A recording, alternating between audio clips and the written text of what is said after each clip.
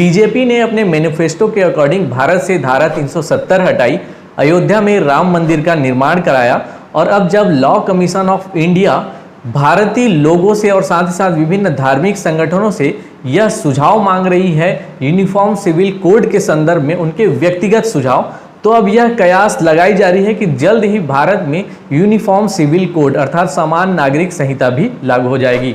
नमस्कार दोस्तों, मैं हूं अंकित और कॉम्पिटिटिव एजुकेशन सेंटर में एक बार फिर से आप सभी का स्वागत है।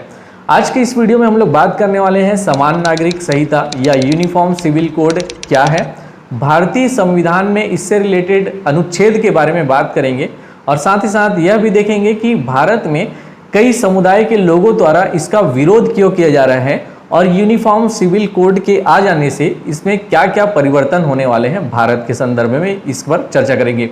तो वीडियो पर अंत तक बने रहिएगा। चलिए वीडियो चालू करते हैं। तो देखिए, सबसे पहले बात करते हैं यूनिफॉर्म सिविल कोड या समान नागरिक संहिता होती क्या है। समान नागरिक संहिता, जैसा कि यह नाम से स्पष्ट है, सभी नागरिकों के लिए एक समान कानून। वर्तमान परिप्रेक्ष्य में देखें तो भारत में मामलों के अनुसार दो प्रकार के लॉ हैं।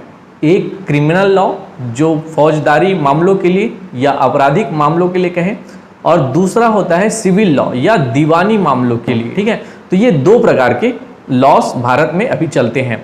इसे एक उदाहरण से समझते हैं। अगर कोई व्यक्ति, चाहे वह किसी भी धर्म, जाति, लिंग या समुदाय से रिलेटेड हो, अगर कोई अपराध करता है तो आपराधिक मामलों के अंतर्गत उसे इंडियन पीनल कोड IPC के धारा के तहत सजा सुनाई जाती है। यह किसी भी धर्म, जाति के लोगों के लिए अप्लाई होता है, चाहे वह किसी विशेष समुदाय से हो, किसी विशेष लिंग का हो या किसी विशेष जाति का हो, सभी के लिए एक समान आपराधिक नियम यहाँ पर बनाए गए हैं। लेकिन वहीं दूसरी तरफ बात करें पर्सनल लॉ की या सिविल लॉ की, सिविल लॉ में विशेषकर पर्सनल लॉ की, जैसे कि शादी संबंधी भी मामले, तलाक संबंधी भी मामले, किसी बच्चे को गोद लेने संबंधी भी मामले या संपत्ति और जमीन के बंटवारे संबंधी भी मामले। तो इसके लिए अलग अलग समुदायों में भारत में अलग अलग लॉस बनाए गए हैं। जैसे हिंदू के लिए हिंदू कोड बिल, इसमें सिख, जैन और बौद्ध भी शामिल हैं, जिनके द्वारा हमेशा विरोध इनका किया जाता रहता है। और मुस्लिमों के लिए शरीयत एप्लीकेशन एक्ट 1937, जिसके अनुसार उनके शादी के रीति रिवाज, तलाक और संपत्ति संबंधी विवादों का निपटारा होता है।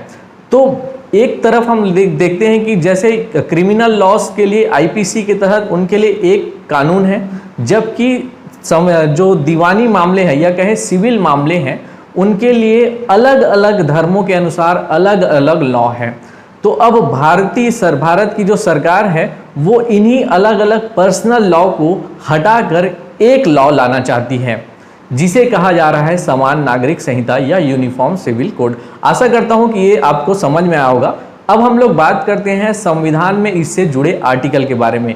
तो देखिए, संविधान में इससे जुड़ा जो आर्टिकल है वह आर्टिकल 44 है, जो यह बताता है कि सरकार का यह दायित्व होगा कि वह भारत के सभी नागरिकों के लिए एक समान कानून लाए, और इसी के तहत ही भारतीय सरकार यूनिफॉर्म सिविल कोड लेकर आ रही है। तो इसके लागू होने से अब हम देखते हैं कि क्या परिवर्तन होगा और इसका विरोध जगह जगह क्यों किया जा रहा है। इससे विरोध करने का पीछे का कारण समझते हैं। तो देखिए, कुछ विरोधियों का यह तर्क है कि हमारे भारतीय संविधान में आर्टिकल है धार्मिक स्वतंत्रता का, आर्टिकल 25 से लेकर 28, जिसमें यह कहा गया है कि सभी धर्मों के लोगों को अपने अपने धर्म को, परंपराओं को, रीति रिवाजों को अपने अनुसार मानने की स्वतंत्रता है। तो उनका कहना है कि इससे उनके धार्मिक जो रीति रिवाज परंपराएं हैं उसमें यह एक प्रकार का हस्तक्षेप होगा। साथ ही साथ भारत हमारा एक धर्मनिरपेक्ष राज्य है, जहां सभी धर्मों के लोगों को अपने अपने अनुसार अपने रीति रिवाजों और परंपराओं को सहेजने की स्वतंत्रता है। तो इस प्रकार का तर्क लगाया जा रहा है इसके विरोध के पीछे। अब जानते हैं कि इससे परिवर्तन क्या होगा अगर भारत में समान नागरिक संहिता आ जाती है या यूनिफॉर्म सिविल कोड लागू हो जाता है, तो इससे क्या परिवर्तन होगा। इससे सबसे बड़ा एक परिवर्तन होगा कि जो सभी के पर्सनल लॉस हैं, जैसे शादी के लिए अलग अलग धर्मों में अलग अलग टाइप के शादी होते हैं, तो ये रीति रिवाज तो उनके बने रहेंगे, लेकिन उनके बाद उनको एक सिविल अथॉरिटी के पास जाकर कंपलसरी यानी अनिवार्य रूप से रजिस्ट्रेशन कराना होगा, जो यह हो जाएगा। यानी कि वहां पर एक समान कानून सभी के लिए अप्लाई हो जाएगा, चाहे वह किसी भी धर्म जाति से हो, उनके लिए यह रजिस्ट्रेशन अनिवार्य हो जाएगा। इसमें एक जो शंका है, मैं कहूँ दूसरे लोगों को कि ये उनकी परंपराएं या रीति रिवाजों पर आघात होगा, तो यह बिल्कुल नहीं है।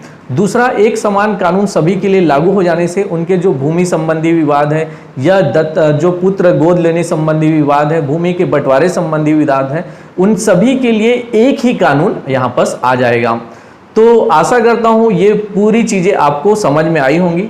और एक इससे संबंधित मैं प्रश्न जो आपको कमेंट के माध्यम से आपसे आशा करता हूँ कि कमेंट आप जरूर देंगे कि यूनिफॉर्म सिविल कोड भारत में किस प्रकार से परिवर्तन कर सकता है, या इसके संबंध में आपके तर्क क्या हैं, ये मुझे कमेंट बॉक्स में जरूर से कमेंट करके बताइएगा। मिलते हैं अगले वीडियो में। धन्यवाद।